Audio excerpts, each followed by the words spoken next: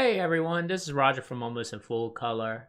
This month we were only given 4 games from Prime Gaming, and all of them are about 2 to 3 hours, which kind of was a relief for me with these reviews, but I kind of like getting some free games that are shorter. It gives you more opportunity to play them. So let's get into the reviews.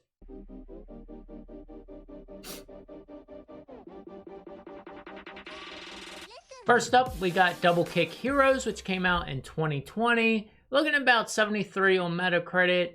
3 hours of gameplay, and it's about $20 normally. This is a rhythm-based game centered around the genre of metal and hard rock. The story is very simple. It's about an apocalypse, and your band's trying to get out of it and survive. Not much to it, and they also have an arcade mode if you don't care for the story at all. The story's just to pass by and make sense of why you're fighting certain bosses, but the center here is not the story at all, and the game kind of goes straight forward with it, with like you can just play arcade. The twist here is the game is mostly like a shooter up top. You have to move your vehicle, earn like grenades from the bottom music portion of the game, where you get the typical tracks that you see in any other music rhythm game. And this is where it gets unique and very, very challenging. It's hard to kind of keep up with like 2 little games going on at once. And I did find myself from the graphics needing breaks. There is harder modes like any music game, obviously. I played most of mine on normal. I feel like that's a good start. And they get more intense, and the default controls are awkward. I would recommend remapping them once you figure out what everything's for, because to me, the bottom tracks were always LB and RB, and then when I got tried out some of the harder difficulties, the top track became A, and just the mental breakdown of that always confused me. So I highly recommend that. I did enjoy this twist overall, and I would say it's a download. It's a very unique rhythm game, so that's the big plus here. I did like the old school graphics. The con here, it is one genre of music, so that is kind of a downfall for it. And the difficulty ramp up, but I feel like that's a little expected, but it is a different style of difficulty than most rhythm games. Next up, we have Ashwalkers, which came out in 2021. Got a Metacritic score of 74. Looking at 2 hours of gameplay with 34 different endings in this one. So very unique and replayability in this, and it's $12 normally on Steam. Overall story here is your 4 scouts looking for resources for the rest of the camp. So not too crazy on that. The graphics and aesthetic of the game was unique. It was black and white, I guess to go with the Ashwalkers name. And it's very, very text heavy. A lot of your interactions aren't animated. You'll just see like a silhouette and you have to read text to deal with it. The graphics were odd at first, but it did grow on me and kind of fit the theme of the game. All your interactions are with the mouse, so it's a lot left click, right click, and that led to a slower pace to me. A lot of this is just walking around, collecting resources to try to survive, and doing text interactions and only controlling with the mouse. It was a little slow. I could see this maybe even being like a weird couch game if you have a wireless mouse. That might be more fun to play with it. And the trick here was you had to manage your team with health, hunger, energy, and obviously their mood. So they're doing a lot of hand signals because they're trying to keep quiet. So when you set up a camp, you can have other discussions to help a bond between these 4 scouts. Overall, it wasn't too crazy from my experience. And like I mentioned earlier, there's 34 different endings. So you have a lot of replayability here. Each of your characters have a different mentality. One wants to be more diplomatic, the other one wants to kind of kill everything, so you have a lot of fun doing that. My biggest issue with this is once I met the first group of people, I tried to leave their house and the game would just load constantly. I reset the game multiple times and still had this issue. I could not get past it.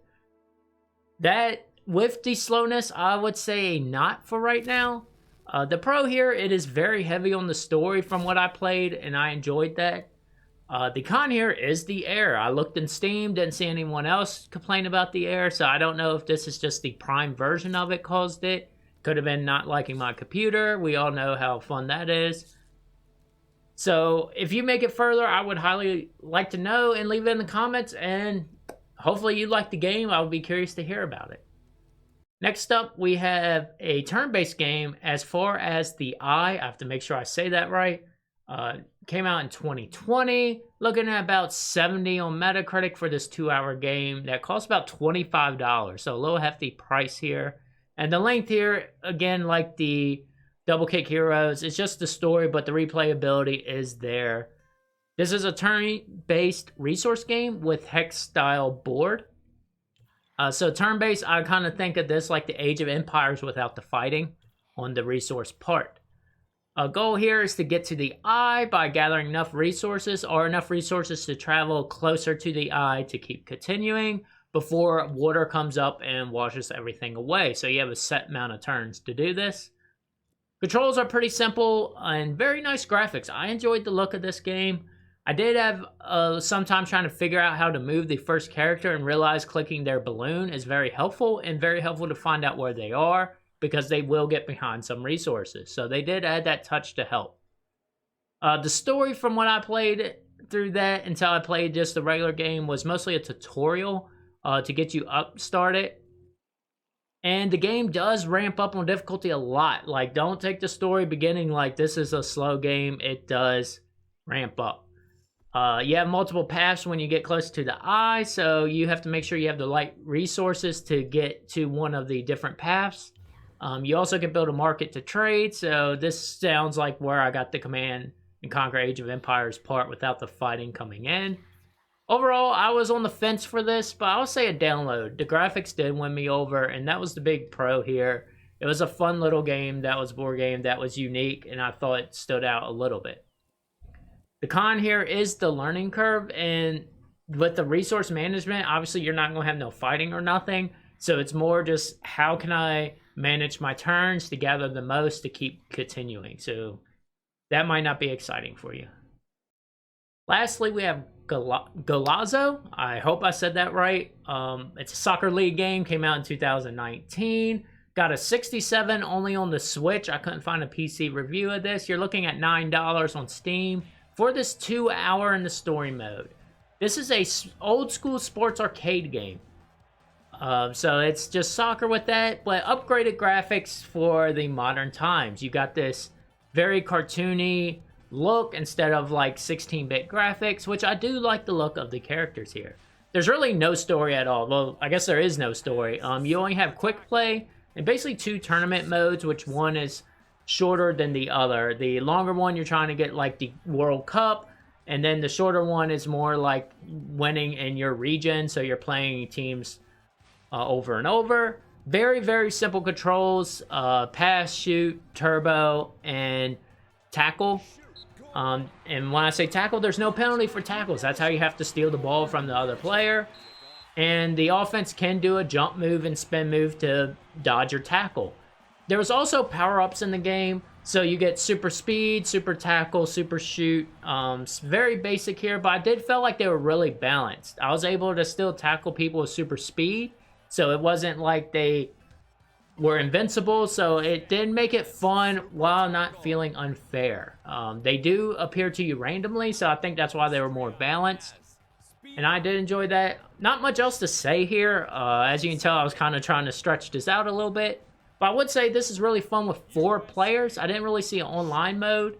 And we know the Prime Gaming likes to do couch editions, so I assumed this was only 4 players, but single player, I was enjoying myself, and I'll say a download. The pro here, it's a nice throwback to them arcadey sport games where the rules are relaxed and you kind of just can pick up and play, and anyone in the household can play. The con here is because of that. It's not like a simulation soccer game, and it's more designed to have multiple people playing, and if you're by yourself, you may not like how the experience is. It was enough to hold me over, but with no story or anything like that, it might get a little boring. Anyways, that's it for this month. Really short. As you notice, I don't review the games that kind of come out on Epic or Origin. Those are usually bigger titles that are usually good to get. I may start looking into them if there's one unique, but I kind of stick to the ones that come through the actual Amazon app you have to have on your computer. Like always, I pick my favorite game. I'll say the Soccer League. That one really did shine. I just wasn't expecting much from it and really enjoyed playing it. So that will be my recommendation for this month. Hope you enjoy. See you next month. Peace.